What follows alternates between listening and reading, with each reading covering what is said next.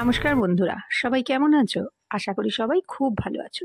বড়দের জানাই আমার সশ্রদ্ধ প্রণাম, ছোটদের জন্য রইল অনেকটা আদর, ভালোবাসা আর আশীর্বাদ। চলে এলাম কাকুলির ক্যানভাসের একটি নতুন পর্বে।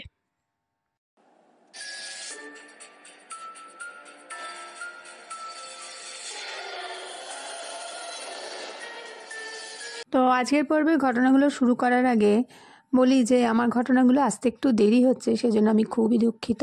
ঘটনা শুরু করে দিচ্ছি, কারণ কথা বলতে গেলে অনেক কথা বলতেই থাকবো, তাতে ঘটনা বলতে দেরি হয়ে যাবে। তো ঘটনা শুরু করে দিচ্ছি। প্রথমে মিনতির ঘটনায় আসছি।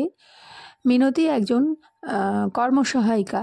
সে একজন টিচারের বাড়িতে, হাওড়ারই একজন স্কুল শিক্ষিকার বাড়িতে সে কর্মসহায়িকার কাজ করে। তার ছোট মেয়ে, 2 বছরের মেয়েকে নিয়ে সে আসে এবং সে রান্না করে, মেনলি রান্না করে টোরে সে দুপুরবেলা বাড়ি যায় না। সে ওখানে খেয়ে দিয়ে একবারে বিকেলে রান্না করে রাত্রিবেলায় বাড়ি চলে আসে। এর মধ্যে একটি ঘটনা ঘটলো, সেটা হচ্ছে শিক্ষিকা যিনি যে বাড়িতে থাকতেন, ভাড়া থাকতেন, সেই বাড়িতে ভাড়া থাকতে থাকতে উনি একটা ফ্ল্যাট কিনলেন, সেকেন্ড হ্যান্ড ফ্ল্যাট। আর ওই সেকেন্ড হ্যান্ড ফ্ল্যাটটা কেনার পর সেটি ছিল দোতলায়।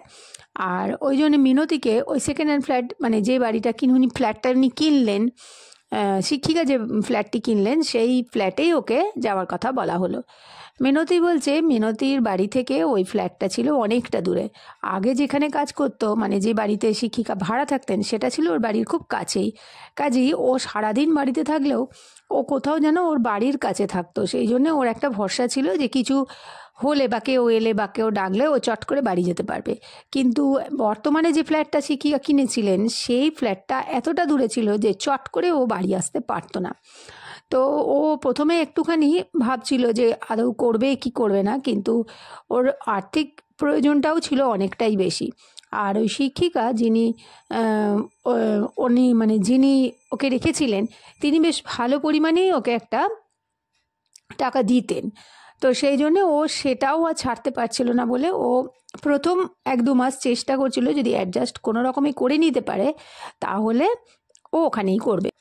তো এইরকমই একদিন হয়েছিল কি, একদিন বলতে প্রথম দিন যেটা হয়েছিল সেটা বলছে যে মিনতি বলছে যে সে শীতকাল ছিল, সন্ধে জানুয়ারি মাস নাগাদ। তো আস্তে আস্তে সন্ধে হয়ে যেত শিক্ষিকার।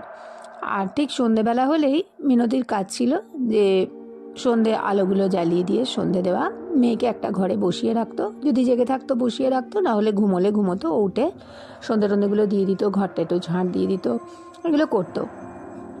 এবারে ও বলছে যে যেখানে ওর মেয়েকে ঘুম পাড়িয়ে রেখেছিল সেখান থেকে উঠে ও ডাইনিংয়ে গিয়ে জানলাগুলো বন্ধ করে দিল। দুপুরে যেহেতু রোদ্দুর আসতো, জানলাগুলো খোলাই থাকতো। তারপরে সন্ধে হয়ে গেলে জানলাগুলো বন্ধ করে দিত, আলো জ্বালাতো। এরকম করতে করতে যখন ও পাশের বেডরুমে গেছে, হঠাৎ করে ওর মেয়ে চিৎকার, মানে প্রচণ্ড জোরে কেঁদে উঠেছে। এবার ও তো ছুটতে এসছে যে কি হলো, ঘুমের ঘরে স্বপ্ন টপ্ন দেখলো নাকি কি হলো। দেখছি ওর মেয়ে বিছানার মাঝখানে বসে আছে এবং প্রচণ্ড জোরে কেঁদে যাচ্ছে, মানে এত কাঁদছে থামানো যাচ্ছে না। মিনতি বলছে চোখ লাল হয়ে গেছে, মানে মুখটা সেই থমথমে, কিছুতেই কান্না থামানো যাচ্ছে না। তো অনেকবার থামাবার চেষ্টা করে কোলে নিয়ে ঘুরে কান্নাটাও থেমেছে। ওকে কোলে করে নিয়ে ওর টুকটাক করে কাজগুলো করছিল। তো মিনতি বলল যেটা প্রথম দিন ঠিক এইটা দিয়ে স্টার্ট হলো। সেকেন্ড দিন হয়েছে কি, মেয়েকে যথারীতি ঘুম পাড়িয়ে দিয়ে ও ঠিক সন্ধ্যেবেলাটায় উঠে আবার জানলা দরজাগুলো বন্ধ করছে, আলো জ্বালছে। এবারে হয়েছে কি, ও যেহেতু প্রথম দিন ওর মেয়ে ওরম চিৎকার করে কেঁদেছিল, ও যে কাজই করছিল একবার করে উঁকি মেরে দরজা দিয়ে মেয়েকে দেখছিল যে ঘুমোচ্ছে কিনা।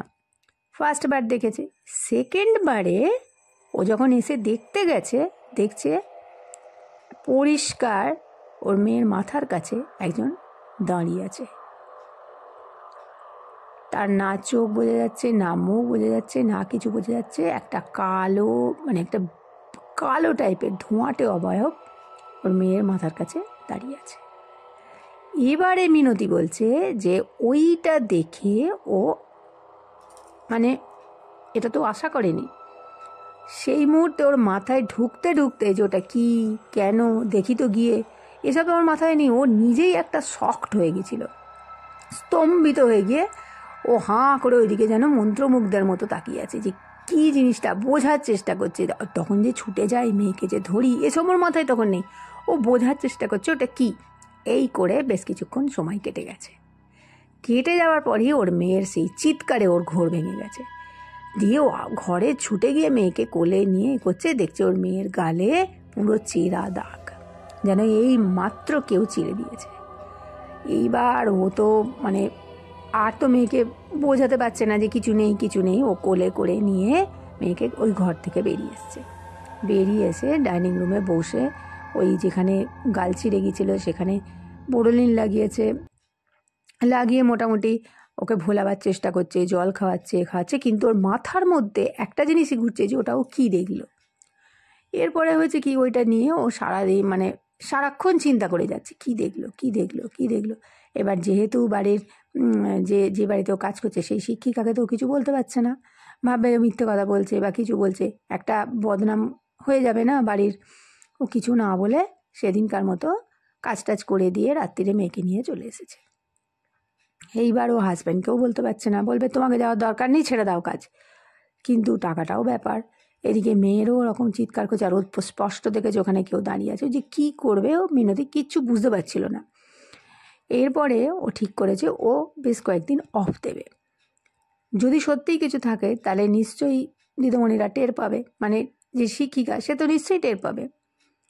তো যাই হোক, এরকমভাবে ও 2 দিন অফ করলো। ও বললো যে ও এক জায়গায় যাবে, ও আসতে পারবে না, বা ওর কিছু এরকম একটা কিছু কারণ দেখিয়ে মিনতি বলছে ও 2 দিন অফ করেছে। তারপরে দিন গেছে, মেয়েকে পাশের বাড়িতে রেখে দিয়ে। এবারে হয়েছে কি, মেয়ে পাশের বাড়িতে আছে, ও সেদিন কাজে গেছে, সারাদিন একা কাজকর্ম করে যথারীতি সেই সন্ধেবেলা হয়ে যাওয়ার পর ও ঘরের আলো টালোগুলো জ্বালছে, করছে, সব করছে। এরপরে ও বলছে যে যখন ঘরটা সন্ধেবেলার দিকে সন্ধে দেবার আগে ও একবার ঘরটা ঝাঁট দিয়ে দিত। যখন ঝাঁট দিতে গেছে, সব ঘর দিয়েছে, কোনো অসুবিধা হয়নি, কিন্তু ওই ঘরে যখন ও ঝাঁট দিতে গেছে, নিচু হয়ে যখন ঝাঁট দিচ্ছে, তখন পরিষ্কার বুঝতে পারলো ওর পিঠে কেউ একজন স্পর্শ করলো, একদম পরিষ্কার। ও ভাবলো, মানে সেই মুহূর্তের মধ্যেও ভাবলো ঘরে কেউ আছে না কেউ ঢুকেছে, মানে পরিষ্কার স্পর্শ। এবার ও সটাং উঠে দাঁড়িয়ে এদিক দেখছে ওদিক দেখছে, এবং সারা গায়ে কাঁটা দিয়ে উঠেছে। কিচ্ছু দেখতে পায়নি, কিন্তু স্পর্শ অনুভব করেছে। ও তাড়াতাড়ি ঝাঁটটা দিয়ে ঘর থেকে বেরিয়ে এসেছে, এবং ওর সারা গায়ে তখনও কিন্তু কাঁটা দিয়ে আছে। এবারে ও ঘরে ঢুকতে খুব ভয় পাচ্ছে। মিনতি বলছে ওর এত ভয় লাগছে ওই পুরো ফাঁকা বাড়িতে, ও একা, প্লাস এইরকম একটা অনুভূতি হয়েছে, ও খুব ভয় পাচ্ছে ঘরে যেতে। কিছুক্ষণ বাদে ও দেখছে ওই ঘরে একটা ছোট্ট টেবিল ছিল, বিছানার পাশে একটা ছোট টেবিল। ওই ছোট টেবিলে গ্লাসে জল টল থাকতো, ফটাস করে গ্লাসটা পড়লো এবং চৌচির হয়ে ফেটে গেল। এবারে তো কাঁচ ভর্তি হয়ে গেছে, ওকে তো ওখানে যেতেই হবে। তো ও ভাবলো যে ও একা যাবে না, যখন টিচার বাড়িতে আসবে তখনই ও তার সামনেই গিয়ে ওটা পরিষ্কার করবে। আবার ভাবছে যে ও ফেলে ভেঙেছে কিনা যদি ওকে কিছু বলে। তো যাই হোক, যা ভাবে ও একা ঘরে কিছুতে ঢুকবে না, ঠিক করেছে। এর কিছুক্ষণ বাদে দেখলো ফটাস করে টিউব লাইটটা পুরো বাস্ট করে আওয়াজ করে ফেটে পড়ে গেল, ঝুলছে রীতিমতো, কাঁচটা ফেটে গেছে আর ওখান থেকে ঝুলছে। তো ওইটা ও প্রচণ্ড ভয় পেয়ে গেছে, আর তার কয়েক সেকেন্ডের মধ্যে ঘরের মধ্যে যেন একটা ঝড় উঠেছে। এটা পড়ে যাচ্ছে, ওটা পড়ে যাচ্ছে, সেটা পড়ে যাচ্ছে, এসে কী যেন একটা হচ্ছে। এবারে ও প্রচণ্ড ভয় পেয়ে গেছে। ও করেছে কি, ওইখান থেকে নেমে পুরো নিচে এসে ও ভেবেছে দাঁড়িয়ে থাকবে, যেহেতু দোতলায় ছিল ফ্ল্যাটটা, ও ভেবেছে নিচে এসে দাঁড়িয়ে থাকবে। ও বলছে ও জাস্ট মাথায় ভেবেছে যে ও নিচে এসে দাঁড়িয়ে থাকবে, কেউ যেন ওর চিন্তাটা বুঝে গেছে।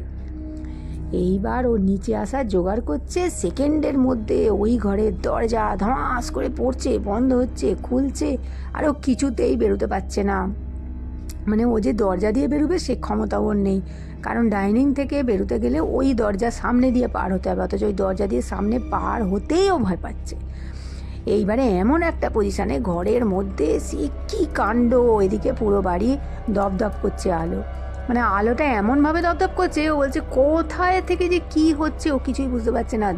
এদিকে তো অন্ধকার হয়ে গেছে, এদিকে বলছে দপদপ করছে আলো, এদিকে ঘরের মধ্যে সেই যেন নৃত্য চলছে, সে এমন কীর্তি হচ্ছে ঘরের মধ্যে, যেন মনে হচ্ছে কে এটা সরাচ্ছে, কে ধুমধাম করে লাফ দিচ্ছে, কে ফেলে দিচ্ছে, ওই ঘরের বাইরের জানলাগুলো বন্ধ হচ্ছে খুলছে, মানে বীভৎস ব্যাপার।